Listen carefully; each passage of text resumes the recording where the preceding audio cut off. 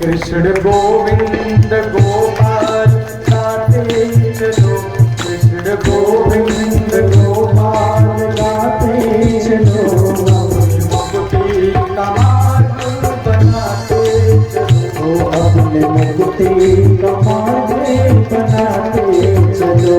कृष्ण गोविंद गोपाल गाते चलो, कृष्ण गोविंद गोपाल गाते चलो, मुक्ति का मार्ग बनाते चलो, अपने मुक्ति का मार्ग बनाते चलो।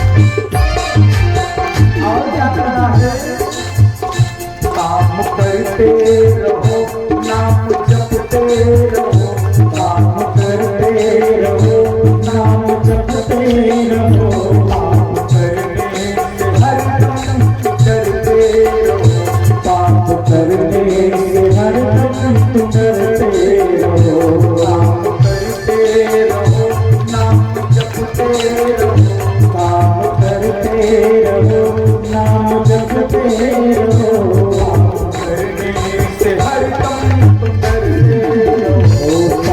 करने से हरदम तुम डरते रहो। नाम घनता, नाम घनता, जय हो नाम घनता, खजाना बढ़ाते चलो, नाम घनता खजाना बढ़ाते चलो, गोविंद गोपाल गाते चलो, कृष्ण गोविंद गोपाल गाते चलो, गोविंद गोपाल गाते चलो।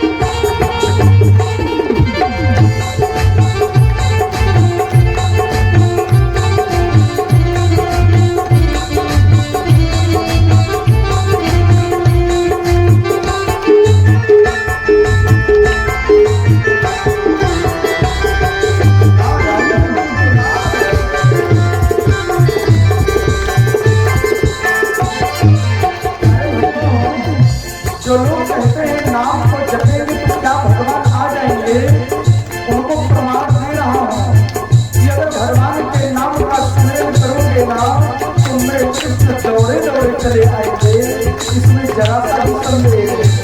लेकिन इसके लिए आपको जानते हैं क्या बनना पड़ेगा, साथ में बोलिएगा।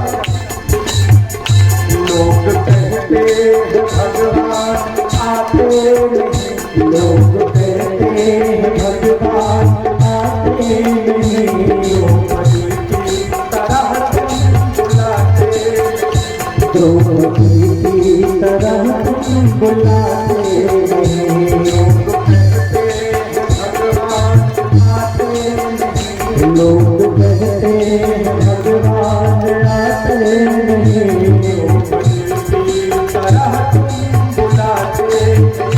द्रौपदी की तरह तुम बुलाते गज की जय हो, गज की जय हो, तरह से सुनाते चलो, तेरे गज की तरह से सुनाते चलो,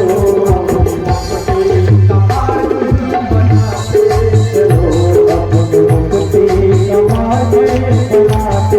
चलो, कृष्ण गोविंद गोपाल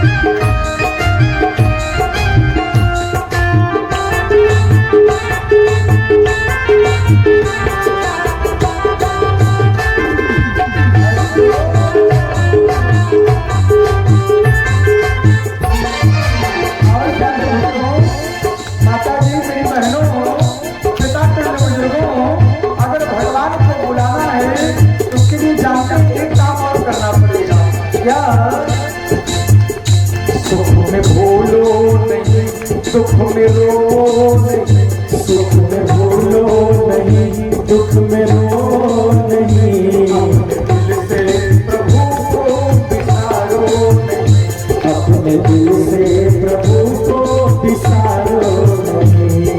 भूलो नहीं, दुख में रो नहीं, सुख में भूलो नहीं, दुख में रो नहीं।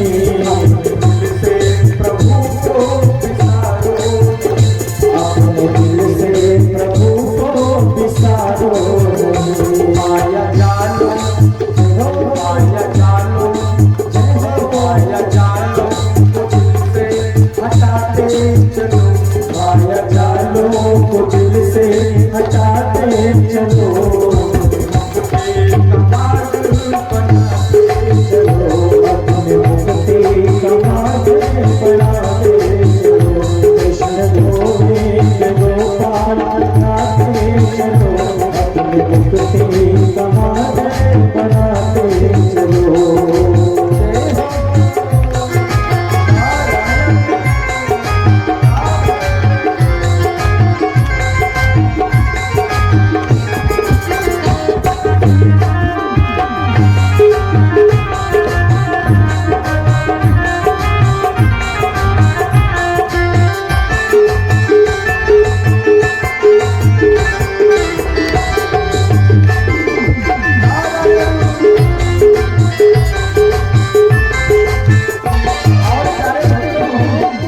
अगर सुख में भी भगवान को याद करने लगे, दुख में निर्भय होकर के दुख का सामना करते हुए प्रसाद समझ करके भगवान को स्मरण करते रहे, तो जानते हैं क्या होगा? मेरे भगवान को दयालु कहा जाता है, दया सिंधु कहा जाता है। जिस दिन सब कुछ समर्पित कर दोगे ना, उस दिन मेरे दया के सागर आपका मंगल करेंगे। जो मंगल करेंगे, क्योंकि दया आएगी इनको कभी ना कभी, दया आएगी इनको कभी ना कभी ना। पाएगा दर्शन कभी ना कभी, दास पाएगा दर्शन कभी ना कभी।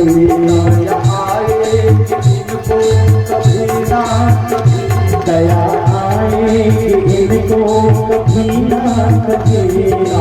दर्शन करेगा कभी ना कभी, दास दर्शन करेगा कभी ना कभी। विश्वास यही विश्वास जो विश्वास जमाते चलो, यहाँ विश्वास दिल में जमाते चलो। चलो अपने मुक्ति का मार्ग बनाते चलो।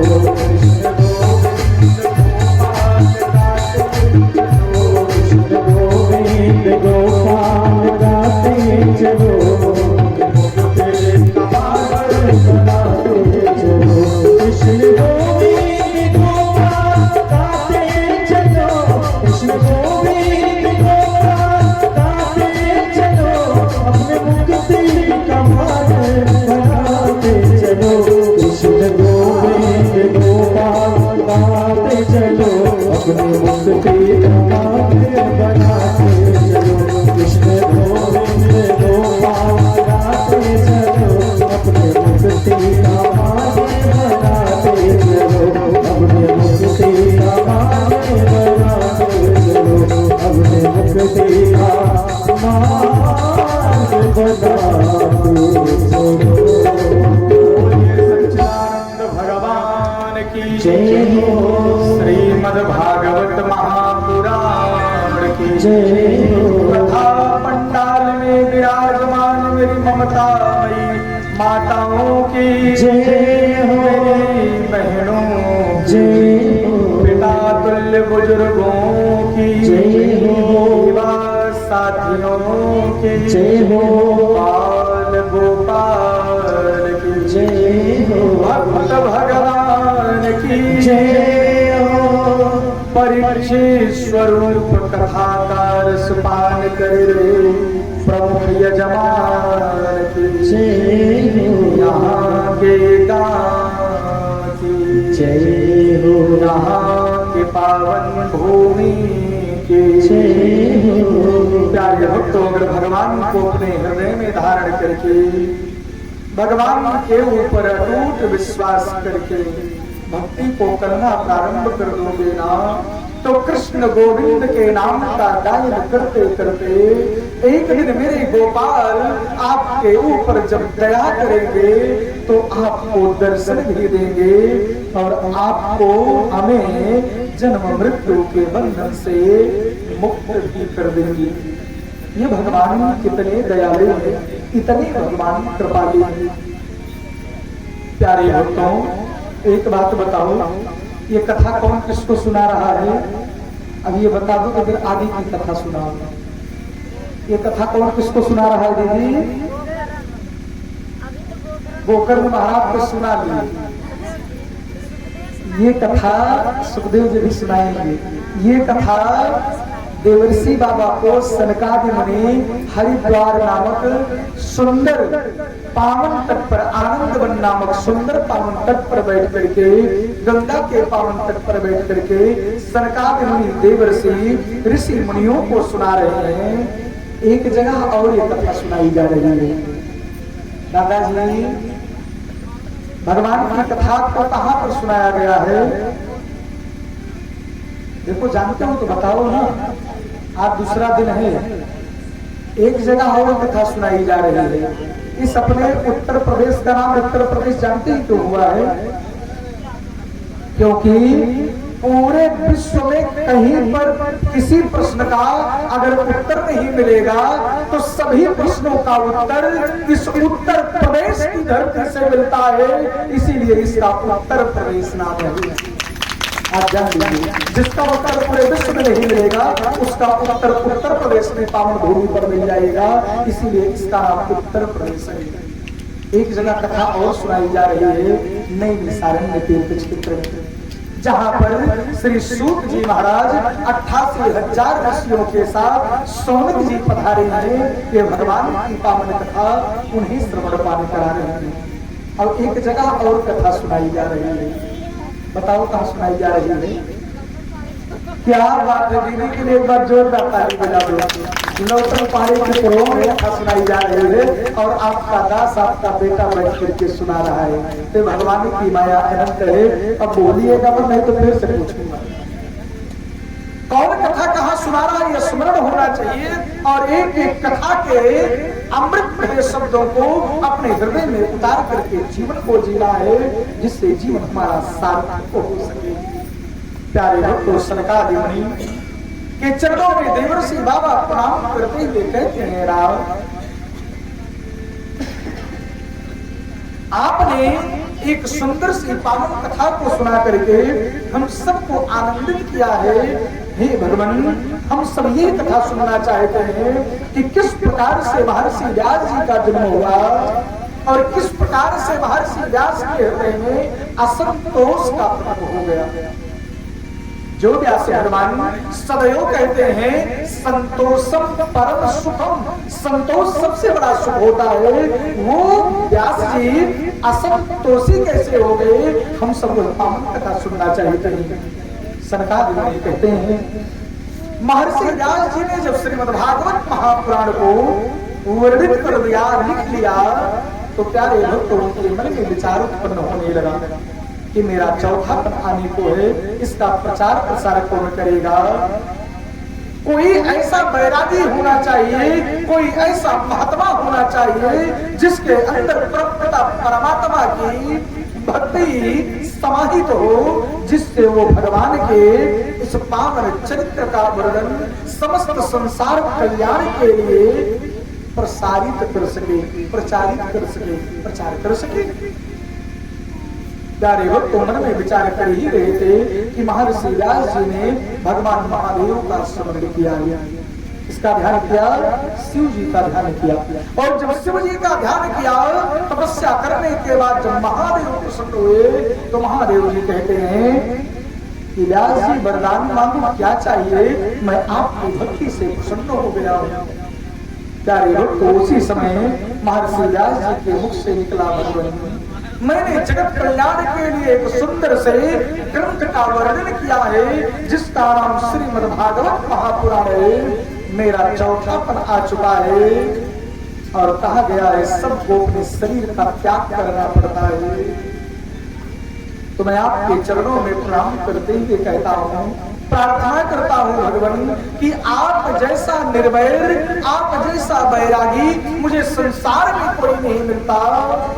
मैं चाहता हूँ आप मेरे यहाँ पुत्र के रूप में पधारिए। कई लोग ये भी कथा सुनाते हैं कि एक तोता ने अमर कथा को सुना और वह तोता उड़ा आया महर्षि व्यास जी की जो धर्म पत्नी है जिनका नाम अरणी है, माता अरणी के गर्भ में समाहित हो गया और वही सुखदेव जी महाराज हुए। क्योंकि सुख का मतलब तोता होता है और सुख का एक पर्यायवाची और है जो हमें सुख प्रदान करने वाला हो।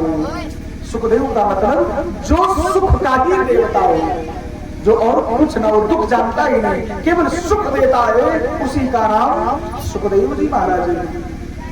प्यारे भक्तों, भगवान महर्षि व्यास जी के निवेदन पर महादेव जी माता स्वतः आज माता अरणी के गर्भ में प्रवेश किए और प्यारे भक्तों 9 माह भी व्यतीत हो गया, भगवान जन्म नहीं लिए।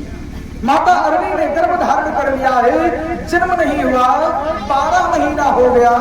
तो प्यारे भक्तों, जैसे आज के समय में डॉक्टर हैं वैसे ही पहले के समय में वैद्य हुआ करते थे। आज भी वैद्य लेकिन अब कम हो गए हैं, अब चीर फाड़ वाले ज्यादा है। जैसे ही कोई वैद्य आकर के प्यारे भक्त माता अरणी को देखे तो सब लोग यही कहें कि जच्चा बच्चा दोनों ठीक है, चिंता करने की आवश्यकता बिल्कुल नहीं है। प्यारे भक्त हर्षित हो जाए महर्षि व्यास जी का। 1 वर्ष बीत गया, 2 वर्ष बीत गया, इस प्रकार से 12 वर्ष बीत गया और महर्षि व्यास की प्रियतमा माता अरणी ने शिशु को जन्म नहीं दिया, बालक को जन्म नहीं दिया। महर्षि व्यास जी बैठ करके ध्यान लगाते हैं और ध्यान लगा करके पूछते हैं, भगवान आप जन्म क्यों नहीं लेते, आप प्रकट क्यों नहीं होते? तो प्यारे भक्तों, गर्भ के भीतर से आवाज आती है कि मुझे पृथ्वी पर आने में डर लग रहा है कि कहीं माया आकर के मुझे घेर न ले, और अगर माया ने आकर के मुझे अपना बंदी बना लिया तो मैं धर्म का प्रचार कर ही नहीं पाऊंगा। महर्षि व्यास जी कहते भगवान आपको भी माया घेर लेती है क्या?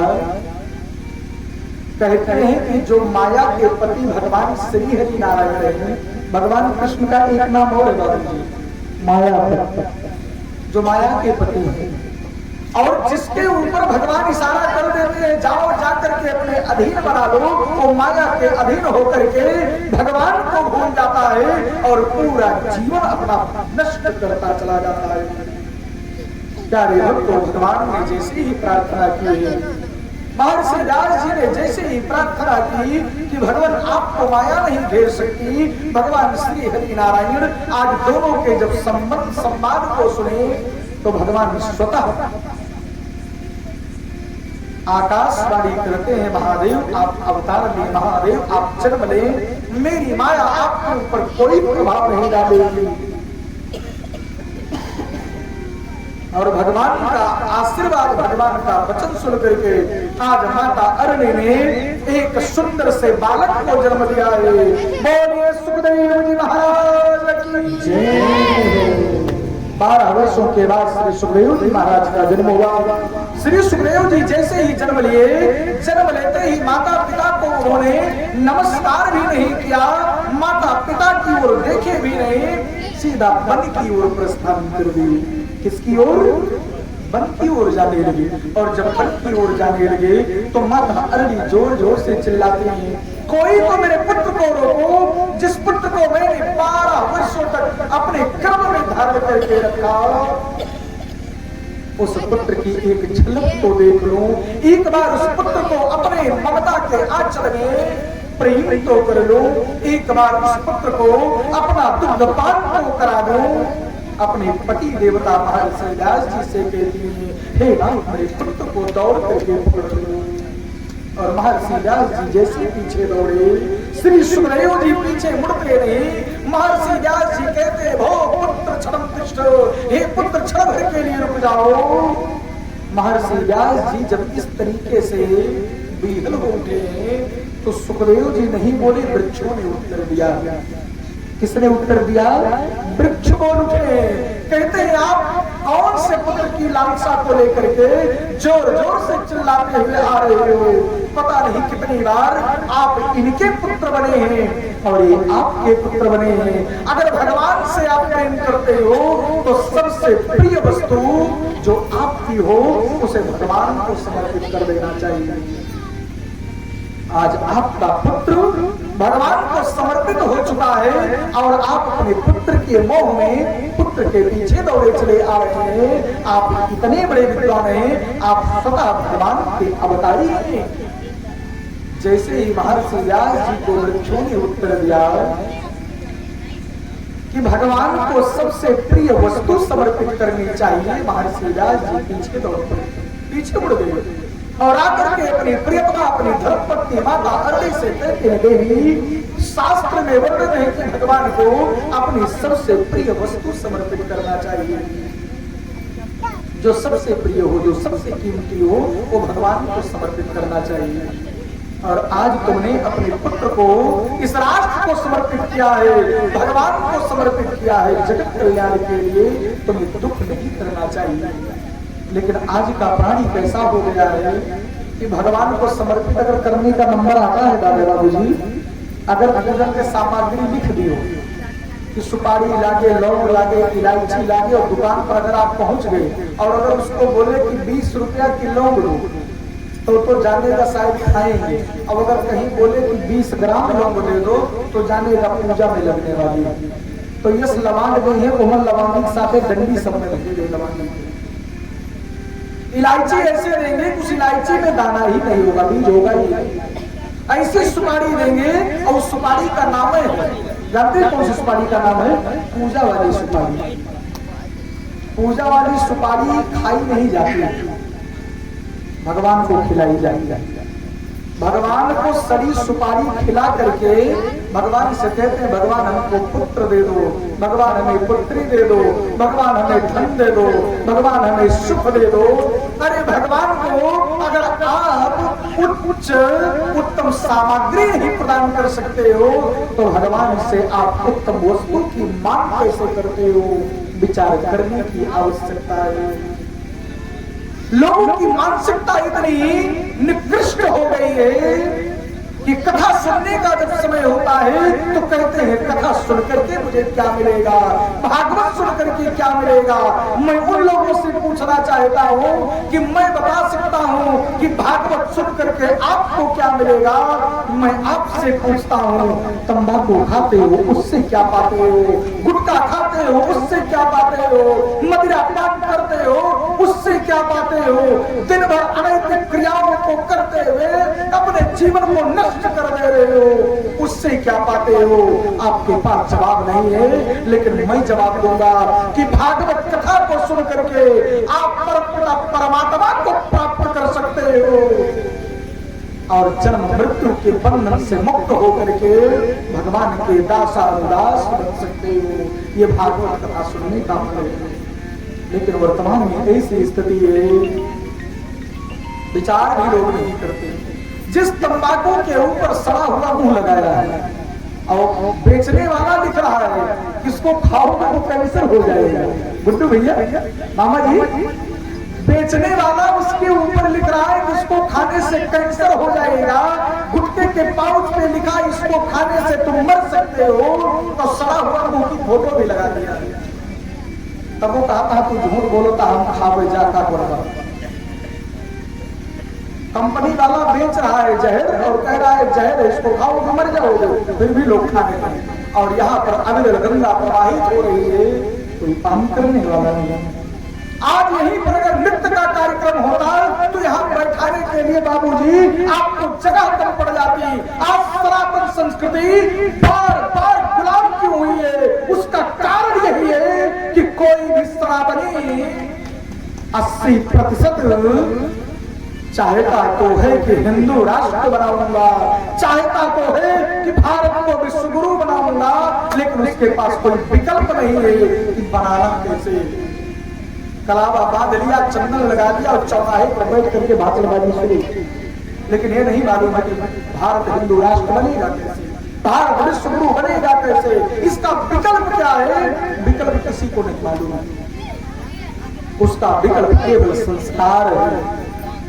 और संस्कार अगर आपके अंदर रहेगा, आपकी संस्कृति को अगर किसी ने, प्यारे भक्तों, नष्ट करने का साहस जुटाए, तो अगर आपने नष्ट करने वाले को नष्ट कर दिया, तो आपका ये देश, आपका धर्म, आपकी कीर्ति, आपका गौरव भारत ही नहीं संपूर्ण विश्व में प्रकाशित हो जाएगा। लेकिन आज समस्या जटिल आन पड़ी है, लोगों की मानसिकता एकदम छीड़ हो गई है। भागवत कथा में क्या मिलेगा 1000 बार सोचते हैं, गुटखा खाने से क्या मिलता है आज तक उन्हें नहीं मालूम पड़ पाया। लोग निरंतर पता नहीं कितना धन अपना अनर्गल खर्च कर देते हैं, लेकिन अभी उनसे कह दीजिए कि भैया आपके पास 10-20 हजार रुपया इकट्ठा भाई, गुरु जी नहीं, और रोज 100 रुपया 200 गुटखा खा खत्म कर देते हैं। तो अपने बच्चों के लिए जमा कर दो, अपने लिए जमा कर लो, गुरुकुल के लिए जमा कर दो, राष्ट्र के लिए जमा कर दो, जिससे जगत का कल्याण हो सके। सब लोग कहते हैं भारत माता की जय। भारत माता की जय करने से क्या भारत माता की जय जयकार हो जाती है? ये माता की जय जयकार तभी हो सकती है जब इनकी संतान हमारे जैसे नहीं भैया, माता पिता के बताए हुए पक्ष चिन्हों पर जब संतान चलती है तब माता पिता की जय जयकार होती है, नहीं तो कभी नहीं होती। भारत माता की जय जयकार तभी हो सकती है जब भारत माता की बिटिया की लज्जा बचे। भारत माता की बेटी का नाम कितने लोग जानते हैं? हाथ उठाएंगे जो लोग जानते हैं। भारत माता की बेटी का क्या नाम है?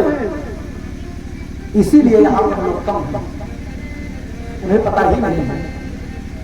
और जब भारत माता की बिटिया का नाम नहीं मालूम है, तब वह अपनी बिटिया का नाम सही ना देते। मन नाटक में देखे उठाई की बिटिया बेटो का नाम दे गए, वो नटके पूरे जीवन भर करना। भारत माता की पुत्री का नाम संस्कृति। क्या नाम है? भारत माता की बेटी का नाम संस्कृति है। और आज भारत माता की बेटी जिसका नाम संस्कृति है, कश्मीर से लेकर के कन्याकुमारी तक उस भारत माता की बेटी को अपमानित किया जा रहा है। और भारत माता के सब बेटे बैठ करके केवल हंस रहे हैं, हाथ पर हाथ रख करके बैठे हैं। किसी के पास साहस नहीं है कि भारत माता की पुत्री की लज्जा के लिए हम अपने पांव पर खड़े होकर के रक्षा करने के लिए तत्पर हो जाएंगे। और जब तक जागोगे नहीं ना, बार बार तक पहुंचेगा। और प्यारे भक्तों, जब धर्म नहीं होगा तो हम ही रह करके क्या करेंगे? ये हमारा सनातन धर्म इतना गौरवशाली धर्म है। ये और भी तमाम धर्म है जो कहते हैं मारो काटो, अगर मारने काटने से भी सही ना हो, पहले भी कैसे भी धर्म का लालच देकर के अपने में मिला लो, अगर अपने में ना मिले तो काफिर है, मार काट करके नष्ट कर दो।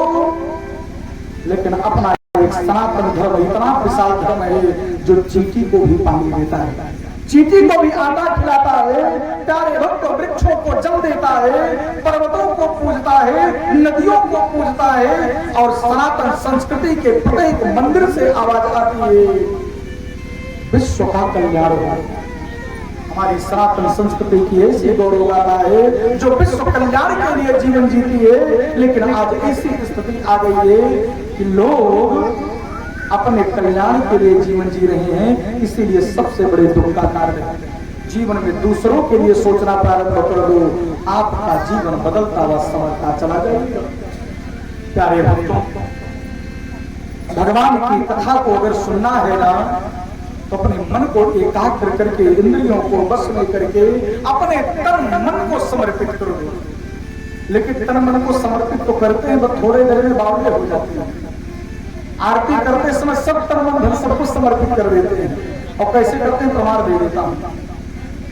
ओम जय जगदीश हरे, स्वामी जय जगदीश हरे, भक्त जनों के संकट दास जनों के संकट क्षण में दूर करें। ओम जय जगदीश हरे। और क्या कहते जानते हैं? तन मन धन सब कुछ है तेरा स्वामी, सब कुछ है तेरा, तेरा तुझको अर्पण, तेरा तुझको समर्पण, क्या लागे मेरा। ओम जय जगदीश हरे। इतना कह के सब कुछ समर्पित कर देते हैं और जैसे समर्पित किए बट डर जाते हैं तुरंत। अब डरने की बात कहते हैं भगवान सब कुछ दे दिया, हम कैसे खाएंगे, जिएंगे, रहेंगे। और तुरंत भगवान से कहते हैं सुख संपत्ति घर आए। अभी तक समर्पित कर दिए तो मांगने भी लगे हो। क्या मांग रहे हैं? कि सुख संपत्ति घर आए, कष्ट मिटे तन का स्वामी, कष्ट मिटे तन का। ओम जय जगदीश हरे। अगर भगवान को सब कुछ आपने समर्पित कर दिया तो धन मांगने की जरूरत नहीं है। तन को सुख पहुंचाने के लिए भगवान से प्रार्थना करने की आवश्यकता नहीं है। क्योंकि अगर हमारे पास धन आता है तो कितना सुंदर बक्सा में संभाल के रखा जाता है। अब बक्सा में जब से डर लगा चोरी हो जाएगा तो लोग बैंक में रखने लगे कि चोरी हो गई, बैंक या लूटी दूसरे बैंक से जाएगी निकाल दें। क्यों? क्योंकि हमारे नाम खाते में जमा है। लेकिन अगर आपने अपने आप को भगवान के सामने जमा कर दिया तो किसी चीज की परवाह नहीं करना है। क्योंकि भगवान अपने भक्तों को इतना संभाल करके रखते हैं कि जिसका वर्णन नहीं किया जा सकता है। आज सुखदेव जी महाराज आगे आगे जा रहे हैं। माता अरणी के कहने से पुनः महर्षि व्यास जी पीछे दौड़े और जब दौड़े हैं तो प्यारे भक्त सुखदेव जी महाराज आगे जब गए तो कुछ माताएं बहनें जल में स्नान कर रही थी और स्नान कर रही थी। सुखदेव जी महाराज की बड़ी बड़ी लगाएं हैं, बड़े नेत्र विशाल हैं। प्यारे भक्त सुखदेव जी महाराज आगे जा रहे हैं। महर्षि व्यास जी इस दृश्य को देख रहे हैं कि मेरा पुत्र जा रहा है। बगल सरोवर में स्त्रियां स्नान कर रही हैं और जैसे ही महर्षि व्यास जी उस सरोवर के निकट पहुंचे और जैसे ही स्त्रियों ने देखा कि महर्षि व्यास जी आ रहे हैं, माताओं बहनों ने तुरंत अपने तन को ढकने के लिए वस्त्र धारण करना प्रारंभ कर दिया। महर्षि व्यास जी मन में विचार करने लगे कि मैं तो बूढ़ा हो गया हूँ, मुझे देख करके स्त्रियां वस्त्र धारण कर रही हैं और मेरा जवान पुत्र इधर से जा रहा है। इन्होंने वस्त्र का ध्यान तक नहीं दिया। महर्षि व्यास जी पहुंचे और पहुंच करके स्त्रियों से पूछते हैं कि आप लोग मेरे पुत्री के समान हो। आप लोगों ने मुझे देखा तो वस्त्र को पहनना प्रारंभ कर दिया और मेरा जवान पुत्र अभी इसी मार्ग से होकर के जा रहा है। आप लोगों ने वस्त्र को नहीं पहना। तो स्त्रियों के मुख से बड़ी सुंदर वाणी निकली है कि जो आपके पुत्र भी आगे जा रहे थे उनको स्त्री क्या है पुरुष क्या है भेद ही नहीं पता है। उन्हें यही नहीं मालूम कि स्त्री कौन है पुरुष कौन है। लेकिन पितामह आपको मालूम है कि स्त्री कौन है पुरुष कौन है। इसलिए हम लोगों ने अपने तन को ढकना प्रारंभ कर दिया। वो जो जा रहे हैं ना वो निर्वैरी है, निर्वैर है, बैरागी है। वो ना स्त्री जानते हैं कौन है ना पुरुष को जानते हैं कौन है। प्यारे भक्त, तो इस प्रकार से सुखदेव जी महाराज का पदार्पण हुआ है, अवतार हुआ है, जन्म हुआ है और महर्षि व्यास जी ने गंगा के पावन तट पर बैठ करके श्री सुखदेव जी महाराज को श्रीमद् भागवत महापुराण का ज्ञान दिया है। बोलिए सच्चिदानंद भगवान की जय। और जैसे ही महर्षि व्यास जी ने सुंदर सा ज्ञान दिया उसी समय देवर्षि बाबा प्रसन्न होकर के अपनी वीणा से गान करने लगे। और क्या गा रहे हैं सब लोग साथ में बोलिएगा। श्रीमन्नारायण नारायण नारायण श्रीमन्नारायण नारायण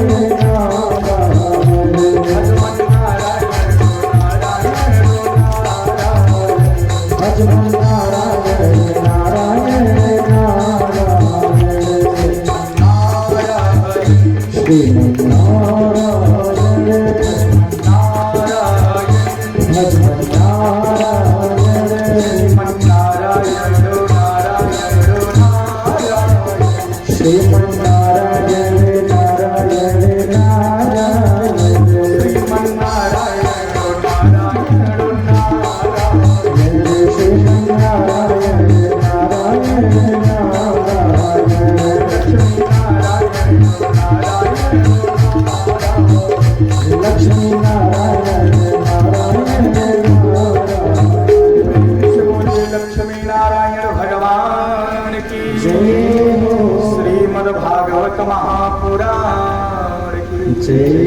देवर्षि बाबा वीणा पर गान कर रहे हैं।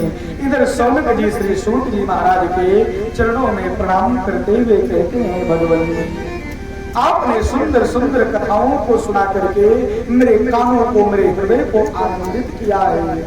हे प्रभु, मुझे वही पावन कथा सुनाइए कि किस प्रकार से भगवान ने धर्मराज युधिष्ठिर को कौरवों से विजय दिला करके राजा बनाते हैं, और साथ साथ महाराज परीक्षित का जन्म कैसे हुआ ये पावन कथा सुनाने की कृपा करो।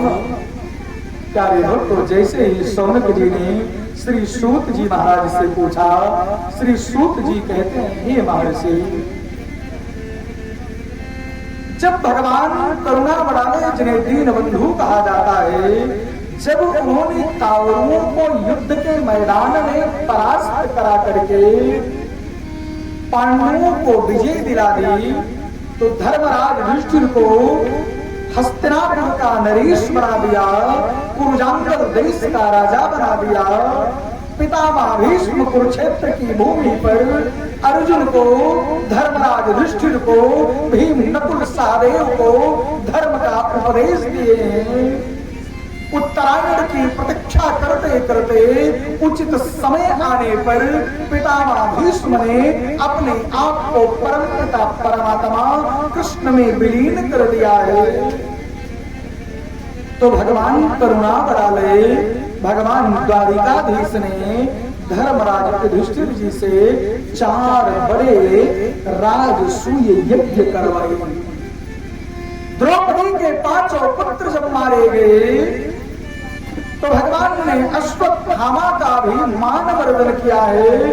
अर्जुन ने दौड़ करके अश्वत्थामा की मणि को निकाल लिया है, और गंगा के पावन तट पर बैठ करके जब 5 पांडव, धृतराष्ट्र, माता गांधारी 5 पुत्रों के मर जाने से शोक प्रस्तुत करने लगे, तो भगवान ने सबको उपदेश दिया है कि कभी भी कोई मर जाए तो रोना नहीं चाहिए, क्योंकि वो इतने दिन के लिए आया था और फिर से चला गया, और सबको चले जाना है, इसलिए चिंता क्यों करें।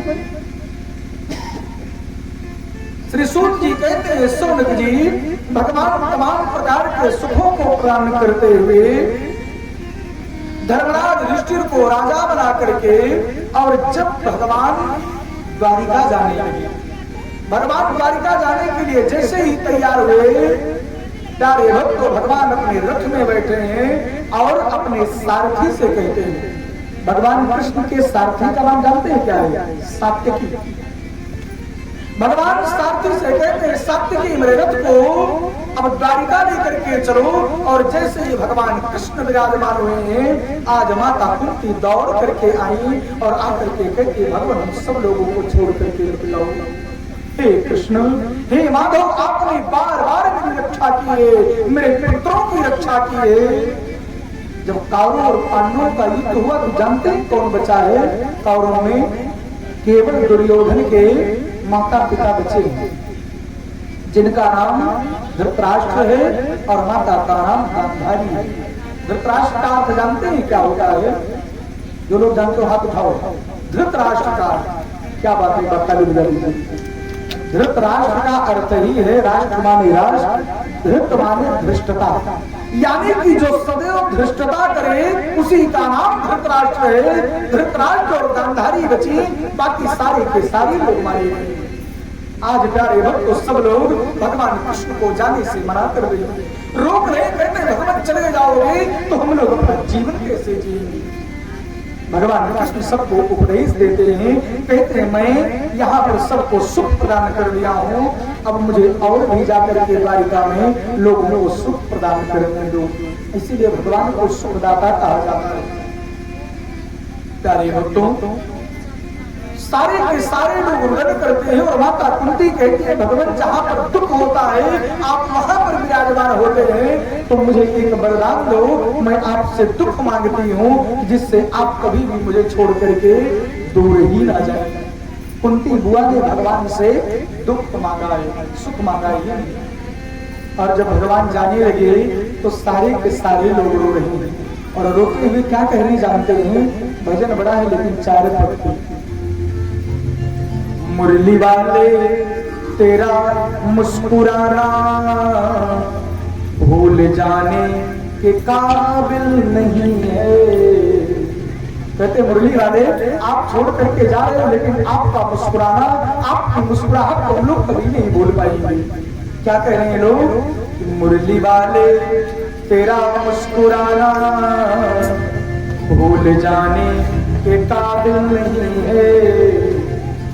चोट खाई है जो मैंने दिल पे वो दिखाने के काबिल नहीं है। भगवान सबको ढांढस बंधाते हैं तो सब लोग पूछते हैं, मैं भी पूछ रहा हूँ, आप भी पूछो क्या? कि मैंने पूछा कि फिर कब मिलोगे,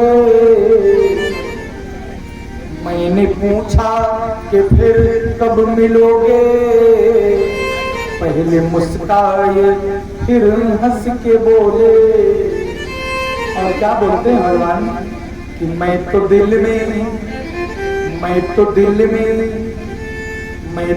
में समाया हुआ हूँ, ढूंढने की जरूरत नहीं है। भगवान कहते हैं मैं तो तुम्हारे हृदय में विद्यमान हूँ, मुझे खोजने की आवश्यकता नहीं है। मैं चाहे द्वारिका रहूं, चाहे हस्तिनापुर में रहूं, चाहे वृंदावन रहूं और चाहे मथुरा रहूं, केवल आपने मेरा स्मरण किया, मेरा भजन कर लिया तो सदैव मैं आपके हृदय में मिलूंगा। मैं इधर उधर कहीं जाता ही नहीं, भक्तों के सदैव हृदय में विराजमान रहता हूँ। ऐसा कह करके प्यारे भक्तों, जैसे ही भगवान सात्विकी से कहते हैं रथ को आगे ले चलो, और जैसे ही सात्विकी ने रथ को आगे बढ़ाया प्यारे भक्तों, उसी समय अभिमन्यु की धर्म पत्नी जिनका नाम उत्तरा है, भय से व्याकुल होकर के भगवान कृष्ण की ओर दौड़ी चली आ रही है और दौड़े दौड़े आ रही है, हाथ जोड़ करके भगवान कृष्ण से कहते हैं। और क्या कहते हैं? पाहि पाहि महायोगिन देव देव जगत्पते नान्यं त्वदभयं पश्ये यत्र मृत्युः परस्परम्। भगवान जैसे ही रथ पर बैठ करके द्वारिका के लिए जाने लगे, उत्तरा भय से व्याकुल होकर के कहती है पाई पाई महायोगिन जे देव देव जगतपते। कहती है भगवान मैं आपके चरणों में बार बार प्रणाम करती हूँ, आप देवता हैं, जगत के पिता हैं, आप मेरी रक्षा करें। मेरे गर्भ में पल रहे शिशु को जैसे कोई अग्नि से जला रहा है, हे भगवान मैं मर जाऊं लेकिन मेरे गर्भ की रक्षा कर दो। ध्यान दीजिएगा, प्रत्येक माँ अगर कहीं गर्भ धारण की और डॉक्टर साहब के पास पहुंची और डॉक्टर ने कहा कंडीशन बहुत खराब है, तो जिस माँ ने 9 महीना गर्भ पाला है जानते हो क्या कहती है? कि डॉक्टर साहब मेरे प्राण चले जाएं लेकिन मेरे गर्भ में पल रहे संतान के प्राण बच जाएंगे। इतना माँ प्रेम करती है, तो कभी उस माँ को दुख मत पहुंचाना, कभी उस माँ को दुखी मत करना, क्योंकि इतना उसने कष्ट सह करके आपको पाला है जिसका वर्णन नहीं किया जा सकता है। उत्तरा कहती है भगवान मेरे गर्भ में अग्नि लगी हुई है, मेरे शिशु, मेरे गर्भ में पल रहा शिशु नष्ट ना होने पाए, मैं मर जाऊं, रक्षा करो। भगवान ने जैसे ही ध्यान लगाया तो भगवान देखते क्या है कि अश्वत्थामा ने पांडु के वंश को नष्ट करने के लिए उस गर्भ के ऊपर ब्रह्मास्त्र चला दिया है। भगवान उसी समय करुणा वाले जिन्हें दया सिंधु कहा जाता है, एक लघु रूप धारण करके गर्भ में प्रवेश करते हैं। विशाल गदा है और प्यारे भक्तों चतुर्भुज रूप है। और भगवान का शरीर कैसे है जानते हैं? भगवान विष्णु का शरीर कैसे है? रोज श्लोक में पढ़ते हो, नीलाम्बुजश्यामल कोमलांगम सीता समारोपितवाम भागम। भगवान मेरे करुणा बना ले चतुर्भुज रूप धारण करके जैसे ही उत्तरा के गर्भ में पल रहे उस बालक की रक्षा करने लगे तो भगवान का वर्ण बिल्कुल श्याम रंग का है। और प्यारे भक्तों भगवान ने उस दहकते हुए बाण को धीरे धीरे गदा के द्वारा शांत करके उत्तरा के गर्भ की रक्षा करते हैं।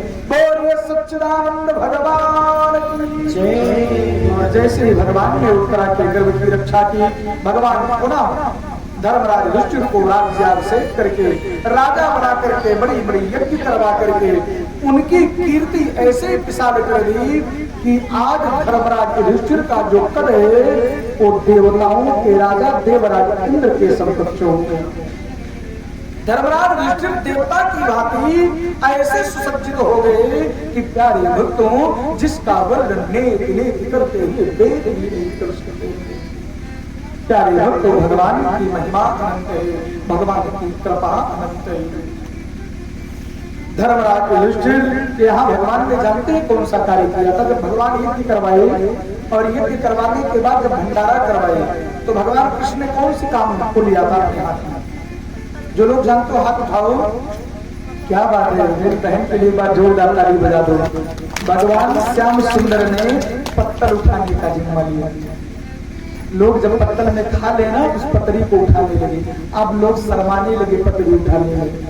किसी का जूठा, किसी की खाई हुई पत्तल और प्यारे भक्तों किसी का बर्तन धो लो ना, किसी के चरणों को धो लो ना, तो सबसे बड़े सुख की अनुभूति होती है। और भगवान करुणा वाले प्रसन्न होकर के करुणा करने लगते हैं। भगवान द्वारिकाधीश ने पत्तल को उठाया है और जब से लोग शर्म करने लगे पतरी वाला जमाना ही चला गया। अपने परसा अपने खा कि करे भांति किसकी भांति खाओ? यदि कहीं जानवर की भांति हमारे काटे ना काबू हमका कहा भंडारा यहाँ समय ट्रेनिंग हो। तो मेरी प्रार्थना है खड़े होकर के भोजन नहीं करना चाहिए। आज भगवान ने पत्थर उठा करके सुख प्रदान किया है और प्यारे भक्त को सुख प्रदान करने के बाद भगवान मेरे करुणा बड़ा ले विदा लेकर के द्वारिका के लिए प्रस्थान किए। और भगवान जब द्वारिका के लिए प्रस्थान किए तो प्यारे भक्त को जैसे ही भगवान द्वारिका पहुंचे तो भगवान ने पांचजन्य शंख बजाया है। बोले द्वारिकाधीश भगवान की जय हो। जैसे ही भगवान ने शंखनाद किया प्यारे भक्त को द्वारिका के लोगों ने जान लिया कि मेरे नाथ आ गए हैं, मेरे भगवान आ गए हैं। प्यारे भक्तों भगवान द्वारिकाधीश द्वारिका पहुंच करके सबको सुख प्रदान करते हुए सबसे पहले जानते हैं किसके पक्ष में भगवान गए हैं? भगवान जब द्वारिका पहुंचे तो सबसे पहले किसके कमरे में गए? कथाएं हर जगह होती, इसलिए कह रहा हूं ध्यान से सुनो। ये भागवत कथा में जीवन जीने का संदेश देती है। हमें धर्म के पथ पर चलते हुए अपने जीवन का संचालन कैसे करना है वह उपदेश प्रदान करती है। तो भगवान सबसे पहले कहाँ गए हैं? सबसे पहले भगवान अपनी माता के घर में गए, अपनी माँ के घर में गए। माता यशोदा माता देवकी के घर में प्रवेश किए। और आज के समय में अगर परदेसी कमाई किया हो तो सबसे पहले कहाँ जाते? दुल्हनी को खरीद जाते, वहीं जो है अटैची उटैची धे देंगे, जो कुछ रुपया पैसा हो वहीं जोगे देंगे। कहीं तू एक धरा और मन मार के तब आए के माई बाबू लेके बैठी। देखिए हम लोगों के बीच में मनोज पांडे भैया हमारे अमित पधारे हैं। मैं चाहूंगा एक बार जोरदार करते हुए हमारे भैया सुनील दुबे भी पधारे हैं। सुनील भैया का करते हुए आज के लोग क्या करते हैं, आप लोगों को नहीं कह रहा हूं, आप लोग तो भगवान के परम भक्त हैं, अगर आप लोग ऐसा करते तो भगवान की कथा ही नहीं सुनने को पाती। आजकल की ऐसी संतानें हैं, कमा के आएंगे तो सबसे पहले धर्म पत्नी के कक्ष में जाएंगे, अपने बेडरूम में जाएंगे और जाके अटैची वाला माल खजाना नहीं रख देंगे और मुंह एकदम छोटा करके अम्मा के पास आएंगे। माई पिछले महीना 5,000 भेजे रहे, अब की माई 10-15 को छुट्टी होगी, कुछ पाएंगा ये 1,000 रुपया वाले लेंगे, तो माँ रुपया भी नहीं देती है। माँ कहती है बेटवा तू चलाया तुमका हम देख ले, ऐसे बढ़ के हमें कोई चीज की आवश्यकता है। लेकिन आज की संतानें उस माता पिता से छुपाती हैं जिस माता पिता ने अपना सब कुछ दे करके उन्हें घर का मालिक बना दिया है, घर का मुखिया बना दिया है। पूरे पैतृक संपत्ति का जो माता पिता पुत्र को हकदार बना देता है, अधिकारी बना देता है, वही पुत्र जब अपने माता पिता से छल करता है तो माता पिता को कितना कष्ट होता होगा, विचार करने की आवश्यकता है। आज भगवान प्यारे भक्तों एक बार में ही माता को दर्शन दिए हैं, माता को प्रणाम किए हैं। सभी माताओं के आज वक्ष स्थल से दुग्ध निकल आया है। माताओं ने भगवान कृष्ण का दूध से अभिषेक करके उनको हृदय से लगाया है और माताओं को सुख प्रदान करने के बाद भगवान एक बार में ही विभिन्न रूप बना करके अपनी समस्त धर्म पत्नियों के कक्ष में जाते हैं। 16,108 रानियों के कक्ष में जाते हैं और जाकर के सबको सुख प्रदान करते हैं। भगवान की इस लीला को देख करके प्यारे भक्तों देवता लोग आकाश मार्ग से पुष्प वर्षा कर रहे हैं। भगवान की माया अनंत है, इधर भगवान सबको सुख दे रहे हैं और इधर प्यारे भक्तों धीरे धीरे समय व्यतीत होता गया और जिस गर्भ की भगवान ने रक्षा की थी, अनुकूल ग्रहों के उदय होने पर उत्तरा ने एक नन्हे से बालक को जन्म दिया है। बोलिए सच्चिदानंद भगवान की। और जैसे ये नन्हे बालक का जन्म हुआ प्यारे भक्तों सारे के सारे लोग आज आनंद के सागर में गोता लगाने लगे और देवर्षि बाबा आज इस हर्ष को देख करके और नैमिषारण्य की पावन भूमि पर कथा का श्रवण पान करते हुए वीणा से गान करने लगे। और क्या गा रहे हैं सब लोग साथ में बोलिएगा, श्रीमन नारायण नारायण नारायण, श्रीमन नारायण नारायण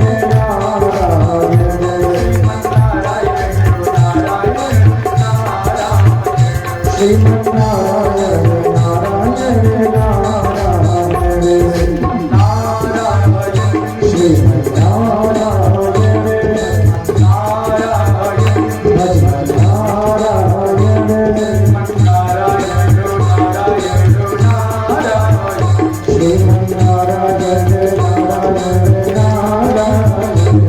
श्रीमन नारायण नारायण नारायण श्रीमन नारायण नारायण श्रीमन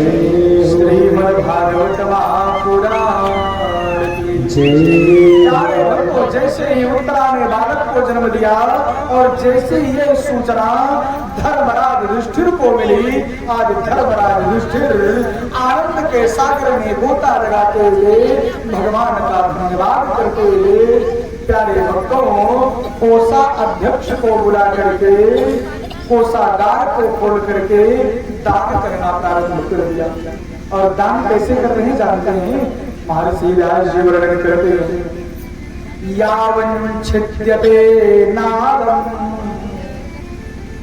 तावन् नाथ नोति सूतकम्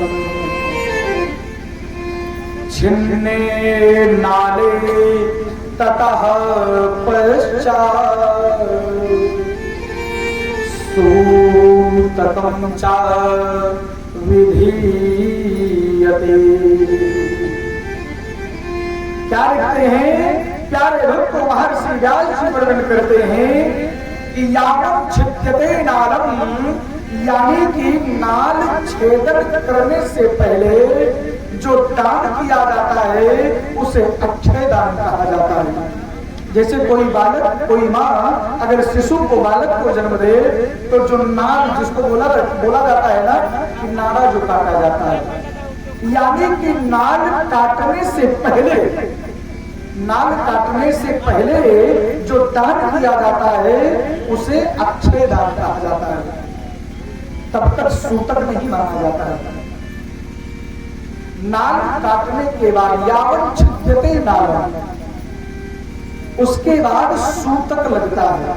जब नाल को निकाल दिया जाता है फिर सूतक काल प्रारंभ हो जाता है। प्यारे भक्तों, आज धर्मराज युधिष्ठिर ने नाल छेदन से पहले ब्राह्मणों को, संतों को, गुरुजनों को बुला करके दान किया है, जिसे अक्षय दान कहा जाता है। एक दान होता है आपने दिया तो हो सकता है आपके खाते में जुड़े या ना जुड़े, लेकिन नाल छेदन से पहले अगर आपने दान दिया है तो अक्षय दान कहलाता है। आ का मतलब नहीं, छह का मतलब छह, उस दान का कभी भी छह होता ही नहीं। प्यारे लोग, तो आज धर्मराज युधिष्ठिर ने अक्षय दान भेंट किया है और सबको सुख प्रदान किया है। प्यारे लोग, तो अक्षय दान करने के बाद धर्मराज युधिष्ठिर जी ब्राह्मणों को बुला करके उनके चरणों में प्रणाम करते हैं और प्रणाम करके कहते हैं, हे ब्राह्मण देवता, आपके आशीर्वाद से आज मेरे परिवार में कुल दीपक ने जन्म लिया है। हे भगवान, हे देवताओं, हे संतों, हे गुरुजनों, मुझे ये बताइए कि जन्म लेने वाला बालक होगा कैसे? अगर कुछ भविष्य के बारे में जानकारी हो उस बालक की तो बताओ।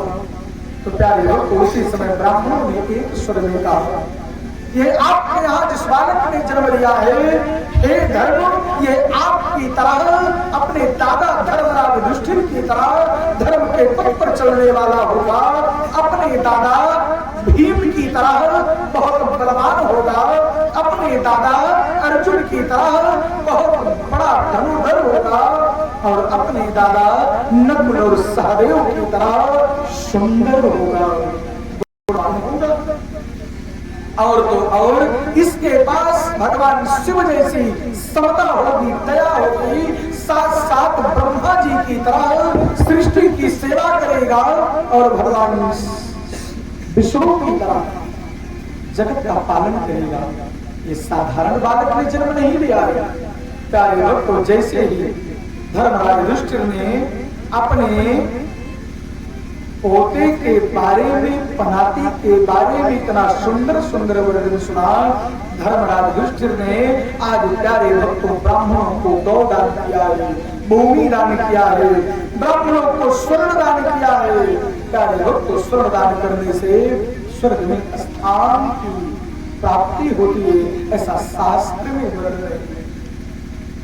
स्वर्ण की भांति मनुष्य का जीवन सदैव स्वर्ण सूर्य का प्रतीक माना जाता है और जब स्वर्ण दान किया जाता है तो व्यक्ति का जो व्यक्तित्व होता है वह सूर्य की किरणों की भांति सदैव लोगों को प्रकाशित करता रहता है और खुद ही प्रकाश में अपने जीवन को जीता रहता है।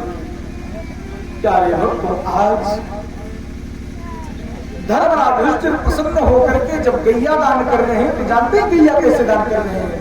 गाय की सींग में सोना बढ़वा करके दान कर रहे हैं। आज के समय में कहीं गाय दान करे तो ऐसे बहुत बहुमतियां सब दान के लिए। लोगों की मानसिकता बड़ी गंदी हो गई है। फोटो में गौ माता को देखेंगे तो आप क्यों उतारेंगे? भगवान कृष्ण को गोपाल कहा जाता है। गोपाल कह करके रोज पूजा करेंगे। गो का मतलब गोपाल माने पाल, पालक, यानी कि जो गाय को पाले उसी का नाम गोपाल है। फोटो में देखेंगे गैया की पूजा करेंगे और घर से गैया को बाहर खड़े लिए हो, कैसे भगवान मंगल करेंगे? जो गैया हमारे सनातन संस्कृति में हमें बैतरणी पार करने का प्यारे भक्तों सामर्थ्य प्रदान करती है, आज उसी गैया को आप लोगों ने घर से निकाल दिया है। बताओ करी क्या रहेगा? विचार करने की आवश्यकता है। शिवाला में लोग पहुंचेंगे तो नंदी बाबा के कान में कहेंगे, नंदी बाबा के रूप में जबरदस्ती लड्डू, बाबा खाओ, लड्डू बना के लाइए तो होता है। अब नंदी बाबा का सब भाला बच के लेके मारा कहा जी होता। तो नंदी बाबा कहाँ थे? जो नंदी बाबा वहां बैठे हैं ना मंदिर में, कहते हैं जिसके अंदर प्राण है पहले जाके उनकी पूजा करो, हम तो प्रसन्न नहीं। जो आपके प्रसाद को ग्रहण कर ले, अगर उसको आपने सुख दे दिया, वो खुश होकर के प्रसन्न होकर के आपको सदैव प्रसन्न रखेगा। हमें पीछे काहे पड़ा है बिना मतलब के। लेकिन लोगों की भावना बड़ी विचित्र है। गणेश भगवान की पूजा करने बैठेंगे तो आरती उतारेंगे, जय गणेश जय गणेश जय गणेश देवा, माता जाकी पार्वती पिता महादेवा। और साथ में कहते हैं भगवान आपकी मूस की सवारी पर विराजते हो, मूस की सवारी करते हो। घर में मूस मिला जहर देते हैं, और गणेश जी मूस से बैठा है तो बस बढ़िया भगवान की पूजा हो रही है मूस की। प्यारे भक्त, तो प्रत्येक जीव का सम्मान करो, क्योंकि सबको परमपिता परमात्मा ने इस पृथ्वी पर जन्म दिया है। हमारा आपका कर्तव्य नहीं तुम लोग किसी को मारे। प्यारे भक्त, धर्मराज युधिष्ठिर ने ढेर सारा दान देकर के सबको सुख प्रदान किया है। और दान देने के बाद प्यारे भक्त, जैसे ही शिशु का नाग छेदन हुआ, उसी के उपरांत ही प्यारे भक्तों, भगवान की कृपा से अपने सनातन संस्कृति में कितने संस्कार का वर्णन है जानते हैं आप लोग? कितने संस्कार का वर्णन? 16 संस्कार। लेकिन आज के समय में सब भूला चला जाता है। नामकरण संस्कार भूल गए, टीवी में देखे नामकरण कर दिए। यज्ञोपवीत संस्कार भूल गए, ब्याह में हो गया तो बाद में पहनना भूल जाते, मालूम नहीं है कि यज्ञोपवीत संस्कार का महत्व कितना बड़ा है। विवाह संस्कार क्यों ना भूला? विवाह के बाद सबसे आखिरी वाला संस्कार कौन सा है? अंतिम संस्कार। भूल जाओगे तब भी बताने वाले लोग खड़े हो जाएंगे कि अंतिम संस्कार हो रहा है भैया, एक दिन मरो तो हुए। अपनी सनातन संस्कृति में 16 संस्कार का वर्णन है, जो आज के समय में सब लोग भूल गए हैं। पहला संस्कार जानते हैं कौन सा है? गर्भाधान संस्कार है। गर्भाधान भी जब भी करना चाहिए तो उचित अनुकूल ग्रहों के उदय होने पर करना चाहिए। ये सनातन संस्कृति के बड़े बड़े शास्त्रों में वर्णन है। और अगर गर्भाधान अनुकूल समय में किया जाएगा तो संतान भगवान की परम भक्त होगी, वह भगवान की भक्ति करते हुए अपने जीवन का संचालन करेंगे। और प्यारे भक्तों, दूसरा संस्कार जो होता है उसको सीमंतो नयन संस्कार कहते हैं। जब गर्भ में शिशु 3 माह का हो जाए तब भगवान से प्रार्थना करनी चाहिए उस शिशु के मंगलमय जीवन के लिए, भगवान इसकी रक्षा करिएगा, भगवान ये कीर्ति इसका वैभव बढ़ता चला जाएगा। और प्यारे भक्तों, शास्त्र में वर्णन है तीसरा संस्कार जो है वो पुंसवान संस्कार है। जब बालक 6 माह का हो जाए तब भगवान की प्रार्थना करनी चाहिए कि गर्भपात न होने पाए, भगवान आप इस शिशु की रक्षा करिएगा। और प्यारे भक्तों, शास्त्र में वर्णन है चौथा संस्कार जात कर्म संस्कार है। जब बालक जन्म ले तो उसको सोने की सलाका से शहद को चटाया जाता है, जिससे वह कीर्तिमान हो, वह यश वैभव को प्राप्त करते हुए कीर्ति उसकी बढ़ती चली जाए। इसलिए प्यारे भक्तों, जात कर्म संस्कार करवाया जाता है। ये छठी के दिन भी किया जाता है, लेकिन अब तो कई लोग 7 साल बीत जाता है तब करते हैं, खुशी मनावा थे प्रसन्न होकर के। कैसे कैसे करे संस्कार, जैसे बेटी गोदभराई का रस्म चली है, बिना मतलब परिवार का खर्चा हुआ। गोद भरने का वर्णन केवल लिखते है शास्त्र में। जब गर्भ में माता के शिशु आ जाता है उसी को कहते हैं गोद भरी। गोद में बालक आ जाए गोद भरी उसी को कहा जाता था। आज पता ना का गोद भरा ही चला था, कुछ देख ले तो देखे ना मिला, लेकिन चल रहा है खूब तीव्र गति से। कहीं से प्रचलन हुआ होगा, अब सब जगह बढ़ता चला गया। तो प्यारे भक्तों, जो शास्त्र में वर्णन है, अगर शास्त्र में वर्णन के अनुसार अपने जीवन को जियोगे तो जीवन में इतना आनंद आएगा जिसका वर्णन नहीं किया जा सकता है। और प्यारे भक्तों, जो पांचवा संस्कार है उसे नामकरण संस्कार कहा जाता है। बच्चे को जब बच्चे का नामकरण संस्कार करो तो गुरु की वाणी के द्वारा नामकरण संस्कार करो। ये नहीं कि जो पाए उसी को कर दिए। अगर गुरु अपने मुखार बिंदु से आपके शिशु का नामकरण संस्कार करेगा तो आपका शिशु गुरु के आशीर्वाद से उस नाम में जो गुण विद्यमान है उस गुण को अपने हृदय में उतार करके अपने जीवन को जिएगा। क्योंकि शास्त्र में वर्णन है, जथा नामे तथा गुण, जैसे नाम वैसे गुण होता ही चला जाता है।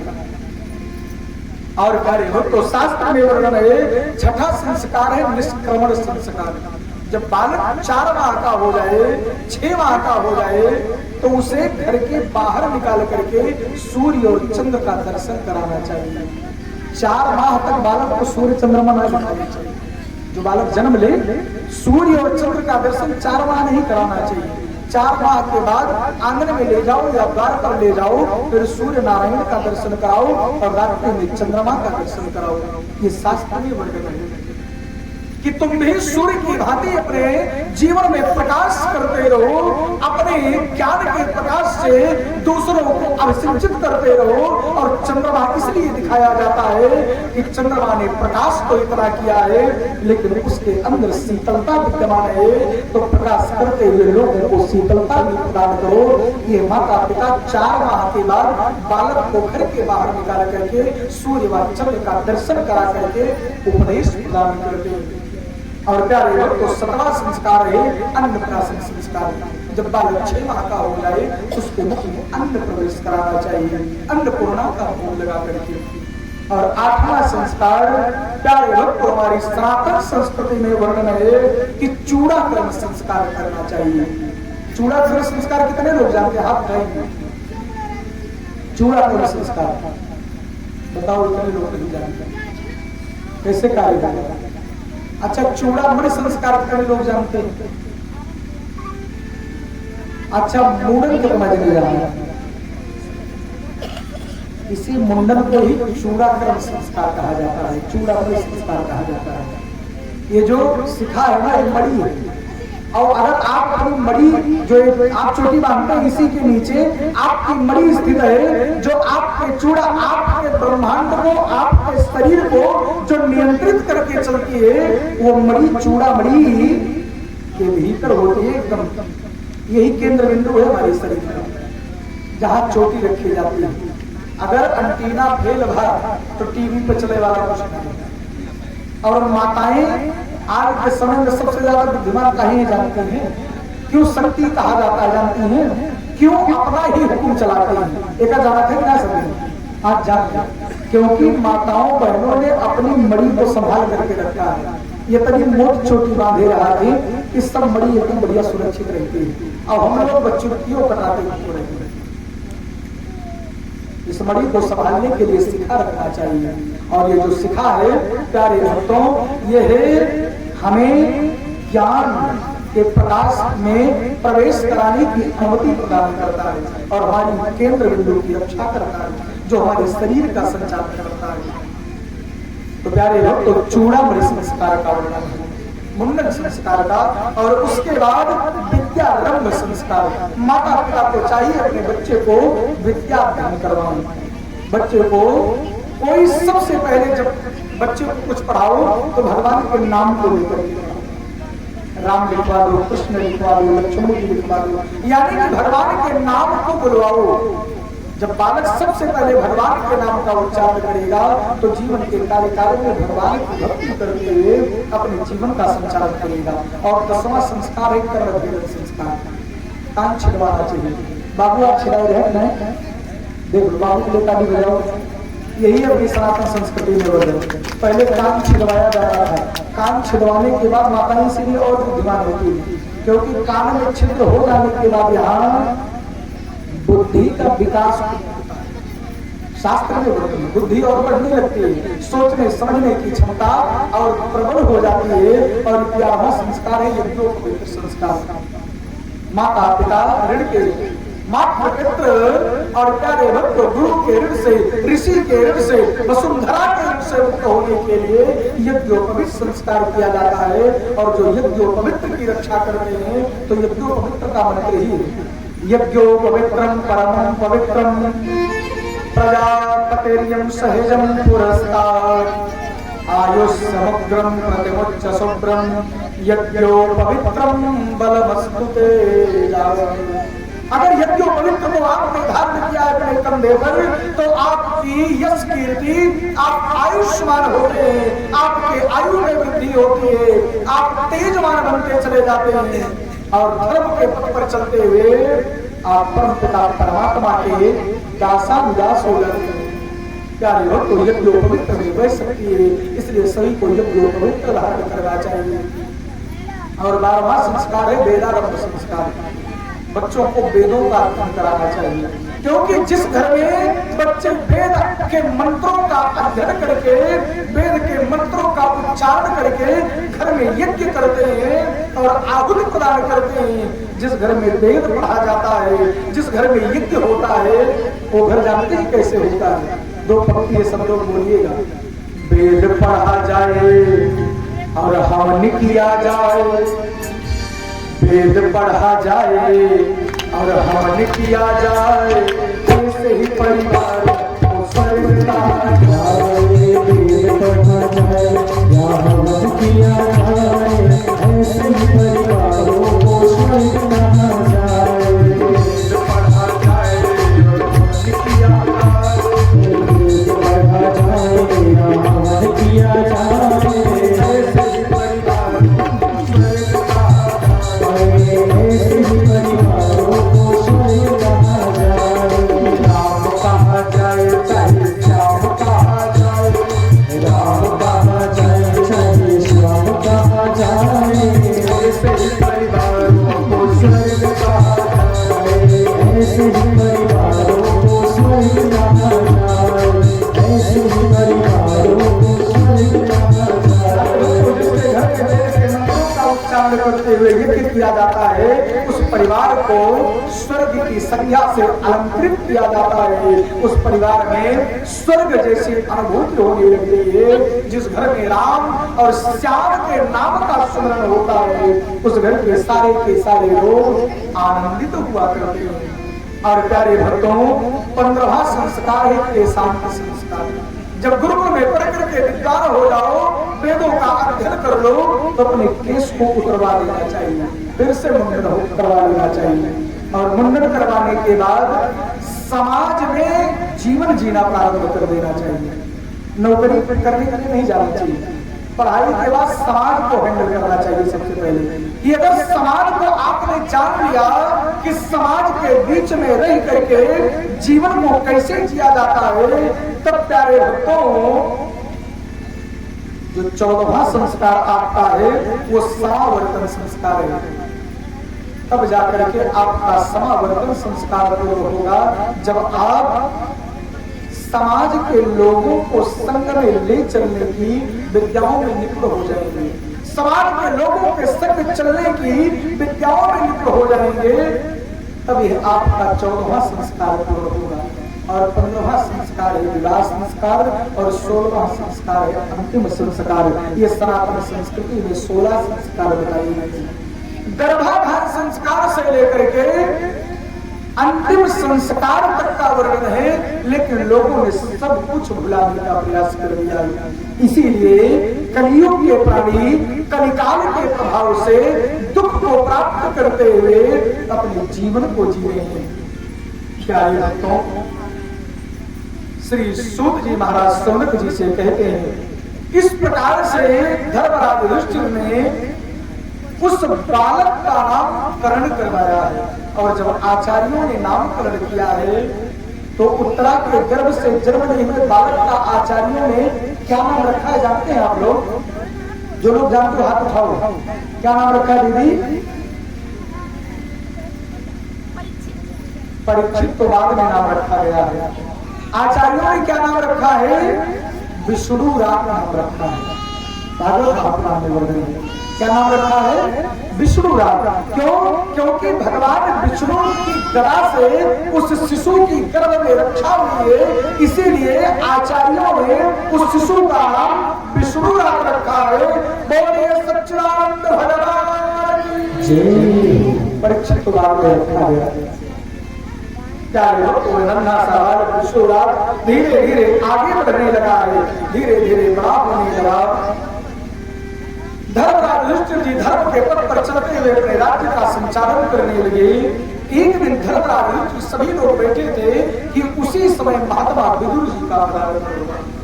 किसका पदार्पण हुआ? महात्मा विदुर जी का। महात्मा विदुर जी कौन है? धृतराष्ट्र के सबसे छोटे भाई। महात्मा विदुर जी का जब पदार्पण हुआ तो महात्मा विदुर जी को देख करके आज प्यारे भक्तों पांचों पांडव दौड़े हैं और जाकर के चरणों में प्रणाम किए। धृतराष्ट्र दौड़े हैं, माता कुंती है, माता द्रौपदी है, सभी ने आज महात्मा विदुर का सम्मान किया है। और सभी लोग अपने नेत्रों से अश्रु बहाते हुए कहते हैं, काका श्री आप इतने दिनों तक हम लोगों को छोड़ करके कहां चले गए थे? महात्मा विदुर जी कहते हैं, जब दुर्योधन ने मुझे भई सभा में अपमानित किया तो मैं भगवान की भक्ति करने के लिए तीर्थ यात्रा करने चला गया था, तीर्थ यात्रा पर निकल गया था। सभी लोग कहते हैं, काका श्री आपने हमें लक्षाग्नि से बचाया है, आपने हमें बार बार समस्त दुखों से बचा करके सुख प्रदान किए हैं। भगवान आपके आने से पुनः हम सबको एक बहुत बड़ा बल मिला है। महात्मा विदुर के आगमन से धर्मराज युधिष्ठिर, भीम, नकुल और सहदेव, धृतराष्ट्र, माता गांधारी, कुंती और माता द्रौपदी प्यारे भक्तों आनंद के सागर में गोता लगाते हुए अपने समय को व्यतीत करने लगे। एक दिन महात्मा विदुर धृतराष्ट्र के कक्ष में रात्रि में पहुंचे और जब रात्रि में पहुंचे तो धृतराष्ट्र से महात्मा विदुर जी कहते हैं, भैया आपने जिन पांडवों को बार बार मरवाने के लिए तमाम प्रकार की योजनाओं को बनवाया है, आज उन्हीं पांडवों के यहाँ बैठ करके आप भोजन कर रहे हैं, उन्हीं का अन्न खा रहे हैं, आपको लज्जा नहीं आ रही है? महात्मा विदुर धृतराष्ट्र से कहते हैं, भैया मैं देख रहा हूं कि काल की गति बड़े वेग से आपकी ओर बढ़ती चली आ रही है, इसलिए अब मोह माया से मुक्त होकर के भगवान की भक्ति के मार्ग पर निकल पड़ो, नहीं तो कोई बचाने वाला नहीं होगा। प्यारे भक्तों, महात्मा विदुर जी का उपदेश पा करके धृतराष्ट्र माता गांधारी के साथ प्यारे भक्तों भगवान की भक्ति के मार्ग पर निकले हैं। और जैसे ही प्रातः काल हुई, धर्मराज युधिष्ठिर अपने हाथ को देखते हैं। अच्छा, प्रातः काल करके कितने लोग सबसे पहले अपने हाथ को देखते हैं? क्या बात है, सबको देखना चाहिए। काग्रेवस्ते लक्ष्मी करमध्ये सरस्वती करमूले तो गोविंदम प्रभाते करदर्शन।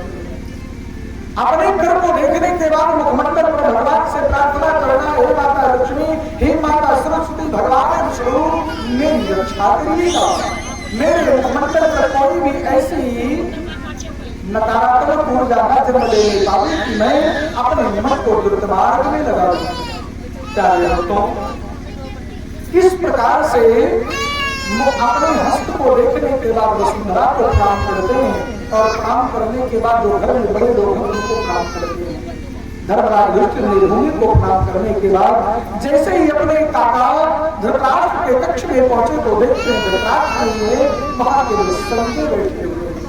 और कौन संजय है? जिन्होंने दिव्य दृष्टि प्राप्त की थी महर्षि व्यास जी के द्वारा, और दिव्य दृष्टि प्राप्त करने के बाद महाभारत में हुए युद्ध का अपने दिव्य दृष्टि के द्वारा वर्णन करके धृतराष्ट्र को बताया था। जैसे ही युधिष्ठिर पहुंचे और कक्ष में काका को नहीं पाए तो प्यारे भक्तों उसी समय धर्मराज युधिष्ठिर जी संजय से पूछते हैं, काका श्री कहाँ गए? कहते हैं, महात्मा विदुर ने रात्रि में पता नहीं कौन सा उपदेश उन्हें दिया, रात्रि में महात्मा विदुर जी का हाथ पकड़ करके धृतराष्ट्र निकले हैं और उन्हीं के पीछे गांधारी ने भी उनका हाथ पकड़ा और भगवान की भक्ति के मार्ग पर निकल गए। प्यारे भक्तों, आज धर्मराज युधिष्ठिर पछतावा करने लगे, मैंने कोई पाप कर दिया, मैंने कोई गलती कर दी कि जिसके कारण आज मेरे काका श्री मुझे छोड़ करके चले गए। प्यारे भक्तों, हम विचार कर ही रहे थे कि उसी समय देवर्षि बाबा का अवतार करना। और देवर्षि बाबा तुमरू के साथ पधारे हैं। तुमरू भी माता पार्वती भगवान शिव के परम भक्त हैं, सदैव भगवान की कथा को सुनते हैं और लोगों को सुनाते हैं और आनंद के साथ भगवान की कथा का गायन करते हुए अपने जीवन का संचालन करते हैं। और जब देवर्षि बाबा पधारे तो देवर्षि बाबा पधारे कैसे? श्रीमन्नारायण नारायण नारायण श्रीमन्नारायण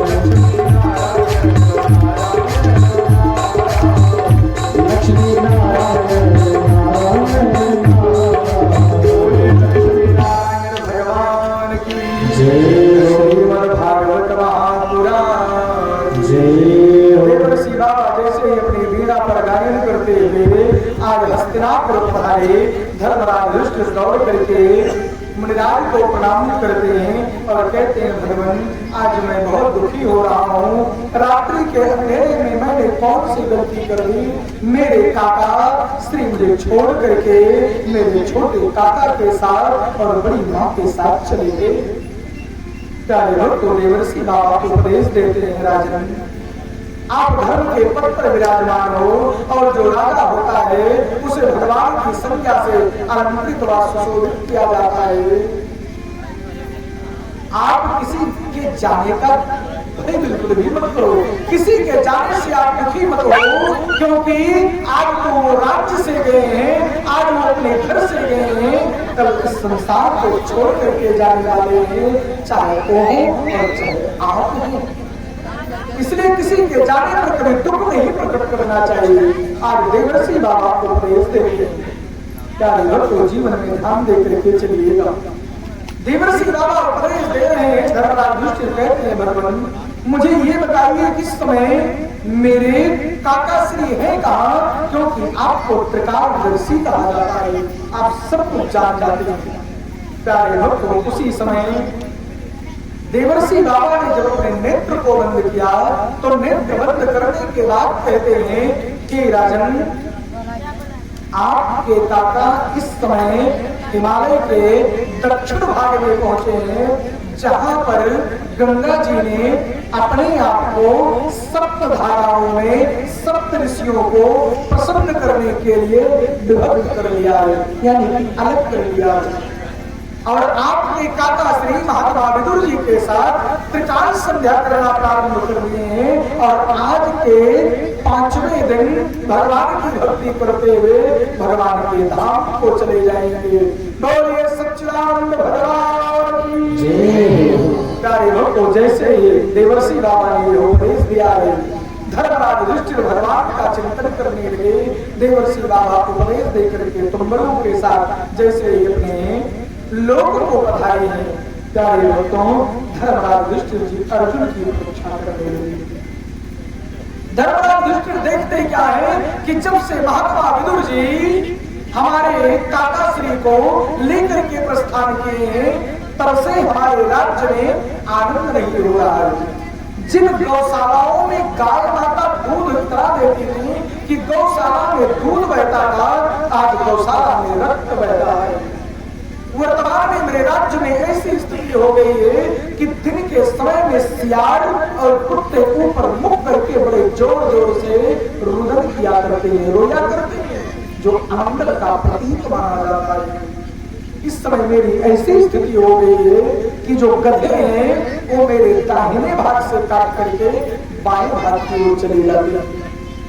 ऐसा लगता है जैसे कलयुग का प्रभाव हो चुका है। कलयुग का आगमन हो रहा है।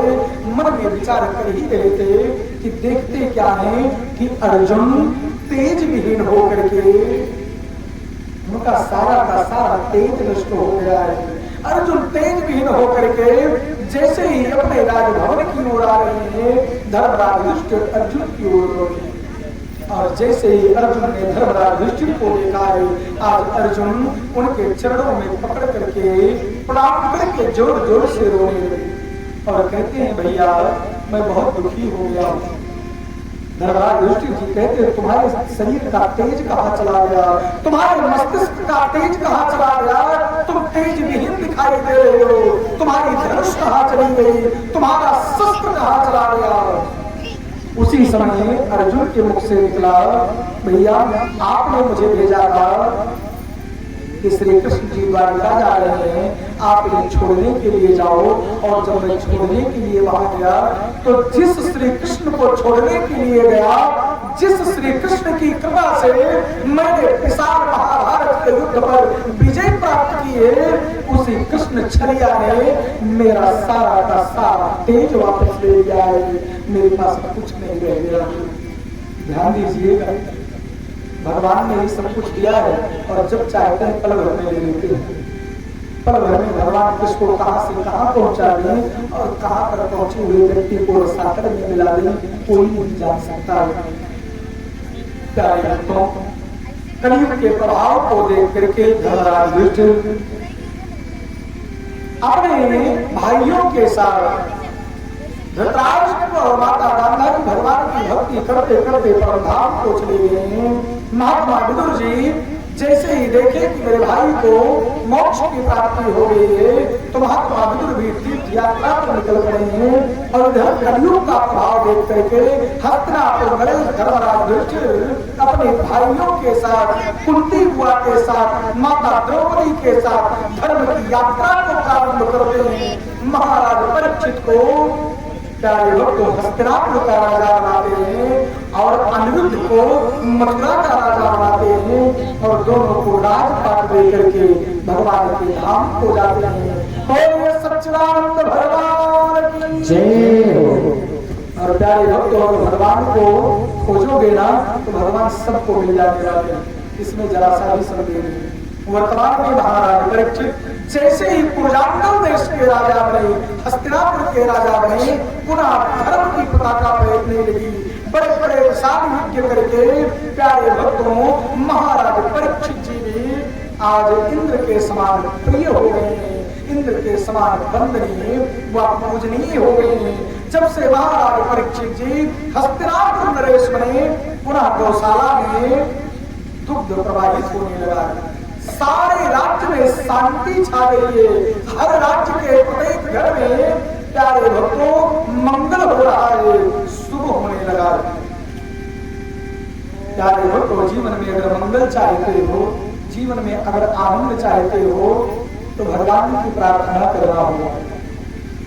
एक सुंदर सा भजन है, उसके बाद आरती। कल माता अदिति हिरण्याकश्यप के जन्म की कथा, साथ साथ भगवान शिव का विवाह में होगा, माता सती अपने प्राणों का परित्याग करेंगे।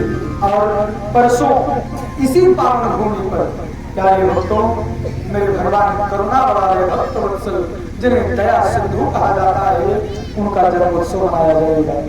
और अगर भगवान को देखना चाहते हो तो प्रार्थना करना पड़ेगा, एक टक निहारना पड़ेगा।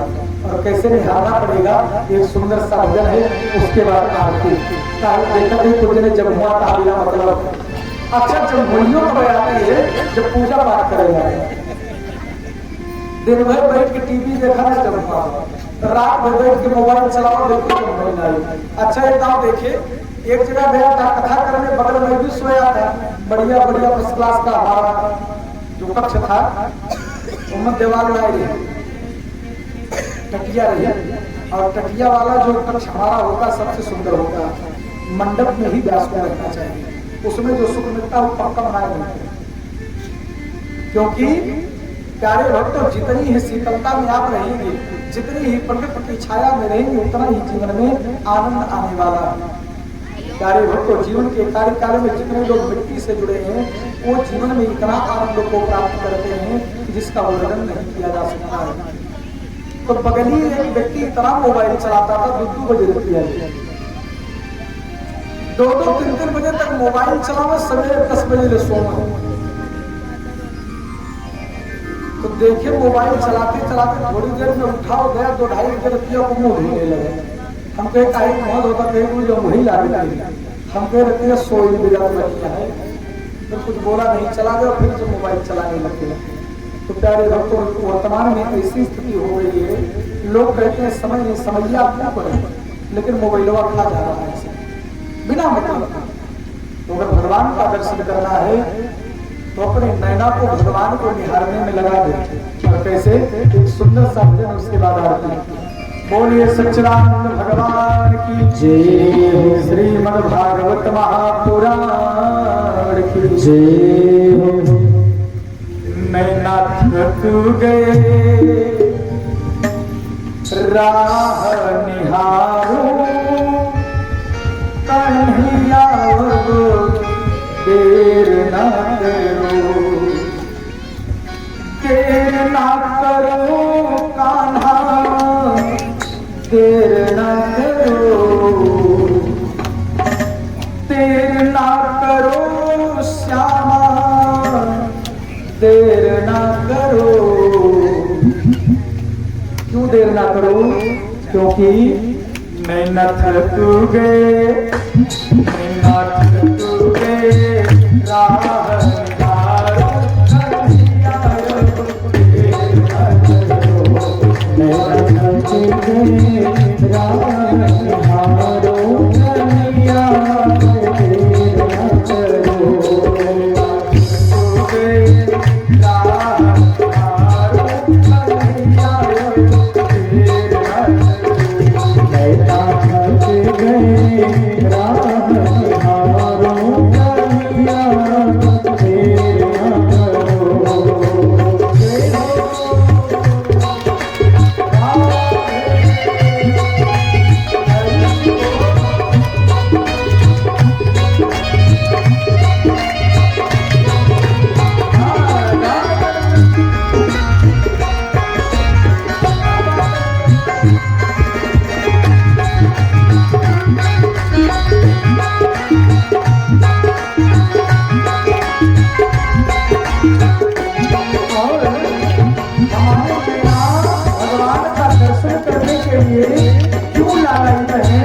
जानते हैं, साथ में बोलिएगा।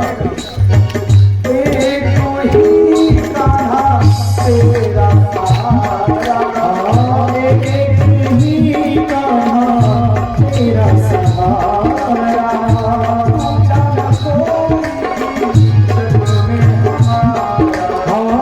तू जाना कोई जग में हमारा।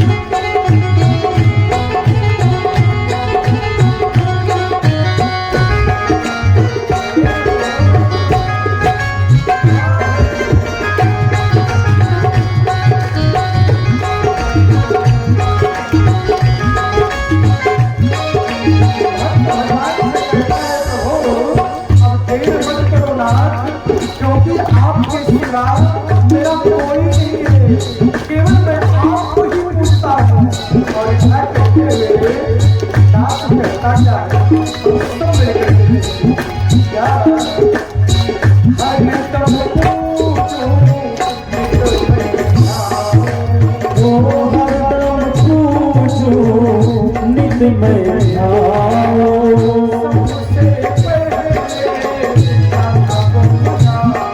ओ सबसे पहले कान्हा को मनाओ।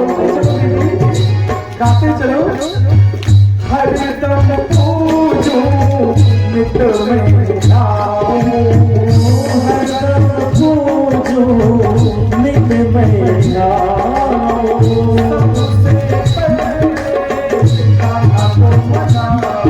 हाँ सबसे पहले कान्हा को मनाओ।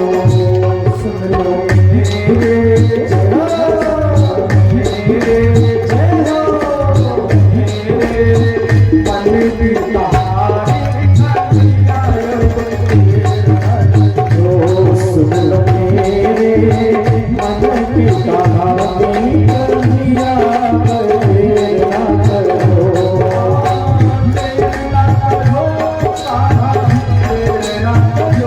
हाँ हाँ तेरे ना करो कान्हा, तेरे ना करो।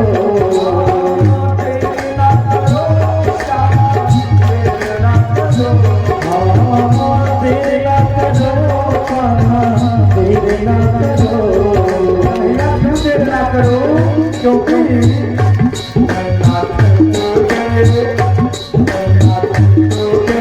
जय हो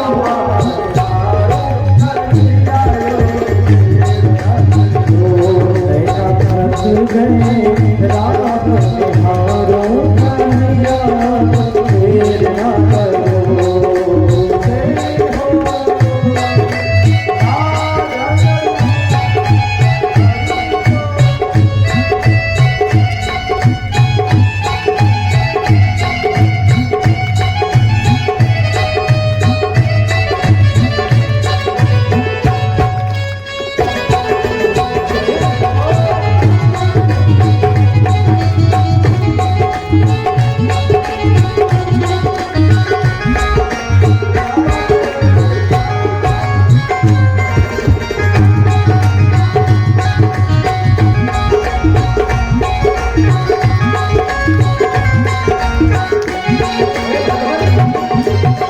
आप ही समस्त भक्तगणों का उपकार करने वाले हैं, आप ही समस्त भक्तगणों की नैया को पार करने वाले हैं।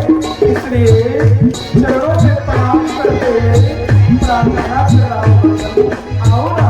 और कैसे बुला रहे हैं, साथ में बोलिएगा। नाथ में तुम हो पुकारी, हाँ मेरे तुम हो पुकारी, कन्हैया श्याम मुरारी। हाँ मेरे कन्हैया श्याम मुरारी।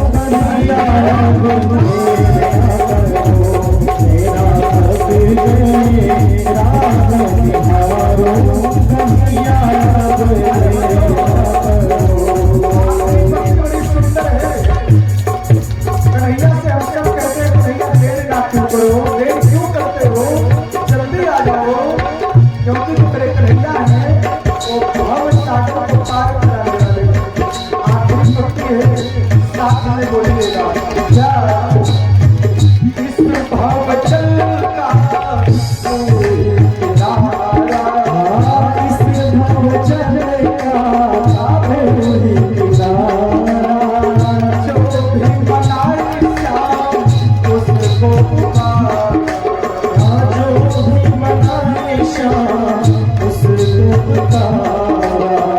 इस भव चलता तू ही किनारा, इस भव चलता तू ही किनारा। जो भी मनाए श्याम उसको पुकारा, जो भी मनाए श्याम उसको पुकारा। दास चरणों में, दास चरणों में, दास चरणों में भागवत गाए कन्हैया मेरे ना करो दास चरणों में भागवत गाए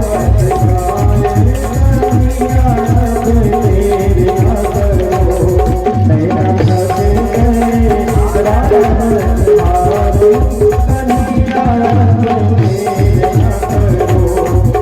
नैना ढके गए राधा तुम्हारे कन्हैया। मेरे ना करो कन्हैया। मेरे ना करो। बोले सच्चिदानंद भगवान की जय हो। कृष्ण कन्हैया लाल की जय हो। वृंदावन धाम की जय हो। श्री अयोध्या धाम की जय हो। यहाँ के पावन भूमि की जय हो। परीक्षेश्वर प्रमुख यजमान की जय हो। भक्त भगवान की जय सभ्य समाज की जय हो। श्रीमद् भागवत महापुराण की जय। अपने अपने माता पिता गुरुदेव भगवान की जय हो। जय जय सीताराम, जय जय राधे श्याम। ओम नमः पार्वते पतये नमः, शिव हर हर महादेव। कल समय अनुसार सब लोग पधारे और 6 बजे आ जाए। 4 घंटा तो आपका बेटा मान रहा है। अब 2 दिन संपन्न हो गया, 5 दिन में केवल 20 घंटे बचे। केवल 20 घंटा अपने बेटों को अगर आपने दे दिया तो कृष्ण का दर्शन करा करके जाऊंगा, ये विश्वास दिलाता हूँ बहनों, मेरी माताओं, मेरे युवा साथियों, पिता के बड़े बुजुर्गों, विश्वास मान के चलिए। लेकिन 20 घंटा दे दिए। अच्छा, लोगों की स्थिति क्या, जब कथा शुरू हो तब सब चला गया, घंटा कह चुका है पंडित जी चलिए। ऐसे स्थिति सत्यनारायण भगवान वह शंख सुना करिए, 3 शंख बाद में चला बदलिए रहिए, चल चौथी होइए, और जैसे बैठक सबसे छोटा अध्याय 5वां, बस चरणामृत लीजिए, चला। छोटी सी अगर योजना सरकार लॉन्च करती है तो हम सब लोग आधार कार्ड, पैन कार्ड, कतौनी और जितना कुछ कागज है लेकर के लाइन में लग जाते हैं सरकार की योजना का लाभ लेने के लिए। सरकार की योजना है या तब तक सरकारी योजना रहे भगवान ही जाने, क्योंकि सरकार नीतियां बनाते हैं। लेकिन जो योजना मैं लेकर के आया हूँ, यह योजना पूरे जीवन भर कार्य में आने वाली है, तो इसमें सबसे देर का है पहुंचते हो। इस योजना का लाभ लेने के लिए सेक्रेटरी कानून ग्रुप के बैठने से पहले, प्रधान के बैठने से पहले द्वारे पहुंचे, वो नहा धोता है आपके लिए सोई को। प्रधान जी, सेक्रेटरी जी, लेखपाल, कानून, विधायक जी सब नहा धो रहे हैं। 9 बज रहा है, देर के उठते हैं ना, रात में गोलमाल करते रहते हैं। देर से उठे, नहा धो रहे हैं और सब रहे जनता बैठी है। उनसे लाभ लिए सबसे पहले सुबह पहुंच गए बिना मंजन धतूर किए। तो भगवान भी कहते हैं कि हम मंजन धतूर न करा चाहे करा, लेकिन अगर समय अनुसार आ जाओगे तो जीवन में आनंद हो जाएगा। बहुत बड़ी योजना लेकर के इस लौटन पांडे के पूर्वा में आया, और अगर आपने इस योजना का लाभ ले लिया तो मेरे कृष्ण इतना आनंद देंगे जिसका वर्णन नहीं किया जा सकता है। समझ रहे हैं ना? तो मेरा सबसे निवेदन है, कल 6 बजे सब लोग पधारे। अच्छा, क्या है बताते जब चैन से सोई जाते हैं कि 6 बजे हमारे पता भरता है। क्या बात है, आप सब ना आते हैं दीदी बहनी। अच्छा, सबका देखे बारे में होता है, सब लोग समयानुसार पधारें, खूब आनंद होगा। और जैसे जैसे कथा में प्रवेश करोगे आनंद बढ़ता जाएगा। कल भगवान शंभु माता पार्वती का विवाह भी होगा और सबने बढ़िया बढ़िया पहन के आया। वैसे भी आगे आप लोग बड़े सुंदर लग रहे हैं, सुंदर सुंदर वस्त्र पहने हैं। अच्छा, कल घराती कितना रही, बराती कितना रही बताइए। घराती की ओर से कितने लोग हैं? घराती और बराती, बराती बहुत महाराज का फायदा है, पति में फायदा है, यहाँ घराती में फायदा है। ना तो भगवान शिव को माता पार्वती के पांव पूजे के न मिले अगर बाराती बनती हो गया, क्योंकि शंभू की बाराती में बस जे जाए जनता है वो पड़े अब जैसे अपना समझा वैसे आया। अगर भूत प्रेत बन के आओ तो विषय अलग है, और घराती बन के आना तब तो आनंद है। क्या बात है माता जी, बिहार से आने एक बार जोरदार ताली बजाते थे। बिहार की धरती साधारण नहीं है, पाटलिपुत्र की वही पावन धरती जहाँ पर धनानंद अपने पराक्रम से सबको परास्त करते हुए और बाद में अहंकार को निर्धार करके दुख देना प्रारंभ किया। तो उस समय प्यारे भक्तों, मगध का पाटलिपुत्र का जब राजा होता था और जब आचार्य चाणक्य को अपमानित किया तो उसी पाटलिपुत्र की पावन भूमि पर एक ब्राह्मण ने अपनी शिखा को खोल दिया और कहता है, धनानंद जब तक तेरा नाश करके इस अखंड भारत का सम्राट किसी को नहीं बना दूंगा तब तक अपनी शिखा का बंधन नहीं करूंगा। तो आप लोग ऐसी धरती से हैं और बिहार की धरती साधारण नहीं है। जिस नालंदा विश्वविद्यालय को खिलजियों ने आपके हवाले कर दिया, अगर इतिहास को पढ़ोगे तो जानोगे। आज लोग इतिहास पढ़ते नहीं करते, पिक्चर देखते हैं, टीवी। आज के समय में मैं प्रत्येक बहन बेटियों से यही कहता हूँ कि अगर आपको अपना आइकॉन मानना है तो रानी लक्ष्मीबाई, सरोजिनी नायडू को अपना आइकॉन मानो। रानी मुखर्जी, हेमा मालिनी को मत मानो, नहीं तो कुछ नहीं होने वाला है। क्योंकि तो देश की रक्षा करना है। इस देश के ऊपर जब जब आपदा पड़ी है बहनों ने शस्त्र को उठा लिया है। और अगर देखना है तो प्रमाण के लिए दुर्गा जी की भी फोटो देख लो, बिना शस्त्र के नहीं। आवाज के समय में शहर में चला जाए तो स्कूटी चाहिए और कुछ नहीं चाहिए। स्कूटी इतना बड़ा मोबाइल जहाँ ईटा है, भगवान ने क्या करते हैं हमारा बड़ा मित्र ना कहानी कहाँ बतियाते हैं।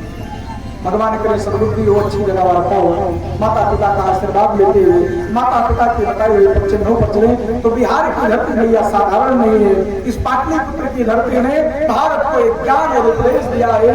प्रसंग आएगा उसका भी वर्णन करूंगा। तो मेरा सबसे निवेदन है, समय अनुसार पधारें। आपका बेटा केवल 20 घंटे आपसे मांग रहा है और 20 घंटे में इतना अद्भुत आनंद आएगा जिसका वर्णन नहीं किया जा सकता है। आइए हम सब लोग भागवत भगवान की आरती करते हुए प्रसाद लेकर के समय समय अपने घर जाएंगे और समय अनुसार 6 बजे हम पधारेंगे। बोलिए सच्चिदानंद भगवान। हरि ओम।